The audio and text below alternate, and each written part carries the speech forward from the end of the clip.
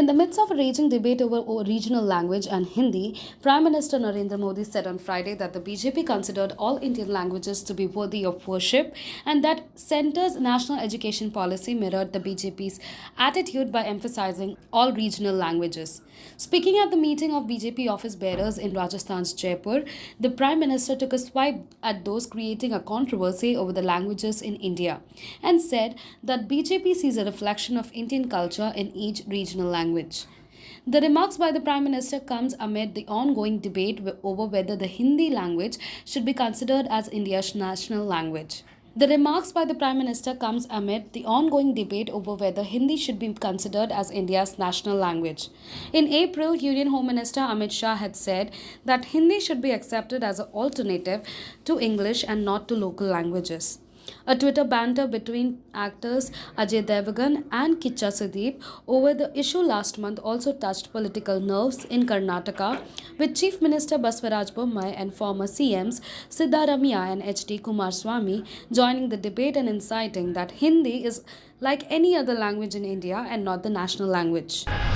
लेकिन साथियों, लेकिन हमें ये भी देख रहे हैं कि जो लोग विकासवाद की राजनीति से बच नहीं सकते, मजबूरन विकासवाद में आना ही पड़ रहा है, तो उन्होंने राजनीति में विकासवाद को भी विकृति के दिशा में धकेल दिया है।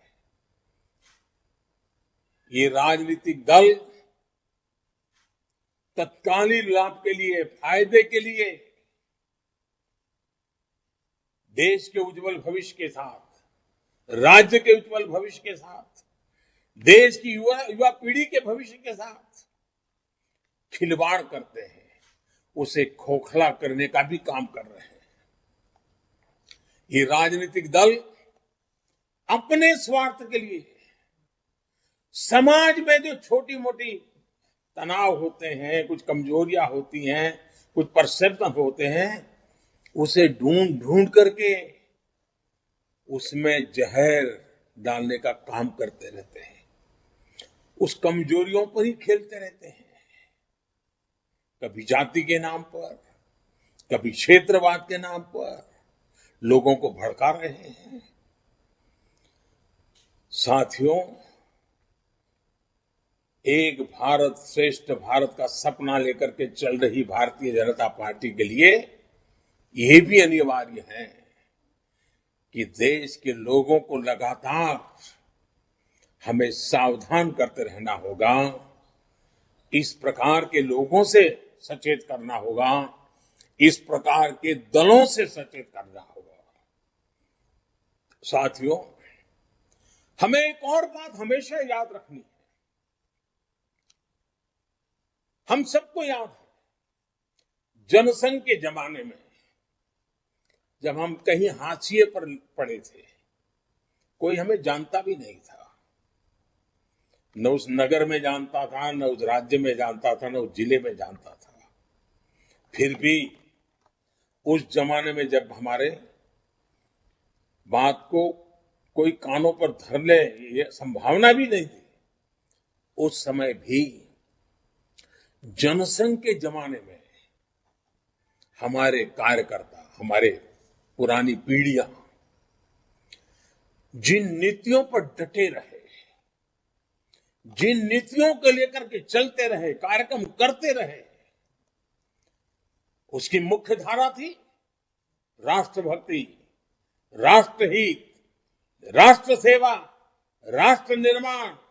यही प्राथमिकता थी। हम सत्ता से कोसों दूर थे, फिर भी उस जमाने के छोटे छोटे हमारे कार्यकर्ताओं का मातृभूमि के प्रति प्रेम, राष्ट्र सर्वोपरि की निष्ठा, उसमें इतनी ताकत थी कि सत्ता के पर बैठे काबिज बड़े बड़े लोगों को भी भारतीय जनसंघ की उस राष्ट्रभक्ति और राष्ट्रीय विचारधारा को वो कभी चुनौती नहीं दे पा रहे थे।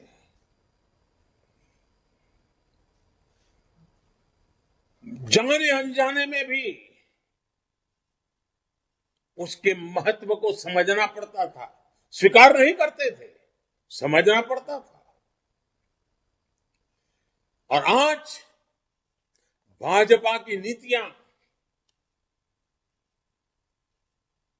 उसी राष्ट्रभक्ति से प्रेरित होकर विकास पर केंद्रित हुई है, विश्वास पर केंद्रित है। इसलिए साथियों, हमें कभी कोई शॉर्टकट नहीं लेना है।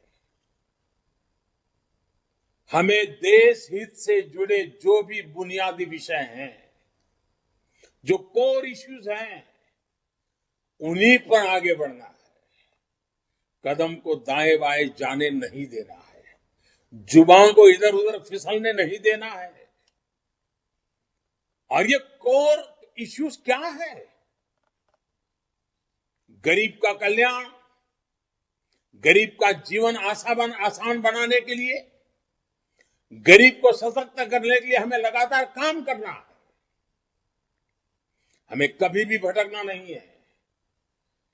और मैं आपको सतर्क भी करूंगा, आपसे आग्रह भी करूंगा कि आपको विकास से जुड़े मुख्य मुद्दों से भटकाने की लाख कोशिशें होंगी, लेकिन आपको देश के विकास से जुड़े विषयों पर ही टिके रहना है। हम देखते हैं कि आजकल किस तरह कुछ पार्टियों का इकोसिस्टम पूरी शक्ति से देश को मुख्य मुद्दों से भटकाने में लगा हुआ है। हमें कभी ऐसी पार्टियों के जाल में नहीं फंसना है। मैं जानता हूं कि आप अपने संवादों में, बातचीत में, संबोधनों में, पत्रकार वार्ताओं में अगर आप कहते हैं कि हमारी सरकार ने 2014 के बाद गरीबों के लिए 3 करोड़ घर बनाए, ठीक है, वो खबर कोई फ्रंट पेज पर नहीं छापेगा, टीवी के पर्दे पर नहीं दिखाई देगी। अगर आप कहेंगे कि 50 करोड़ से ज्यादा लोगों को 5 लाख रुपए तक का मुफ्त इलाज की व्यवस्था हमने की है, हो सकता है कोई उसको कान पे न धरे। 8,000 से ज्यादा जन औषधि केंद्रों की बात अगर हम करें तो हो सकता है टीवी में, मीडिया में, अखबार में सुर्खियों में नजर न भी आए।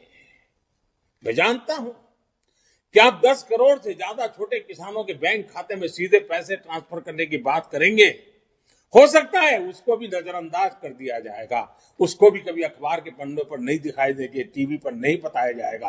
हो सकता है। मैं जानता हूं कि आप हर घर जल की बात करेंगे, हर गांव तक ब्रॉडबैंड कनेक्टिविटी की बात करेंगे,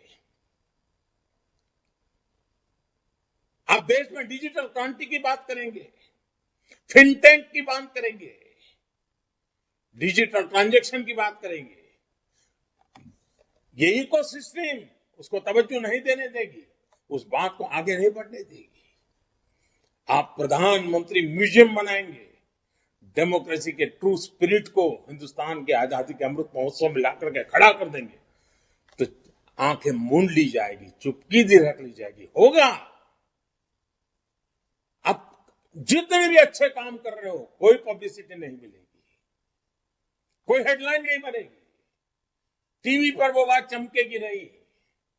लेकिन इन सब के बावजूद भी साथियों, हमें अपने मार्ग पर डटे रहना है, विकास के मुद्दों पर टिके रहना है, देश हित के मुद्दों पर टिके रहना है।